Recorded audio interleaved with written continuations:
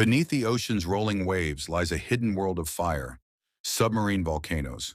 They are born from molten rock rising through fissures in the Earth's crust, where passive lava flows gradually solidify, layering upon themselves over millions of years to form towering underwater mountains.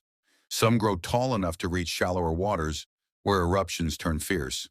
Inside lava tubes, temperatures soar to 1250 degrees Celsius, hot enough to melt rock and fuel the endless cycle of creation and destruction. Next time you look at the sea, remember, beneath the surface, a fiery world is shaping the deep, as it has for ages.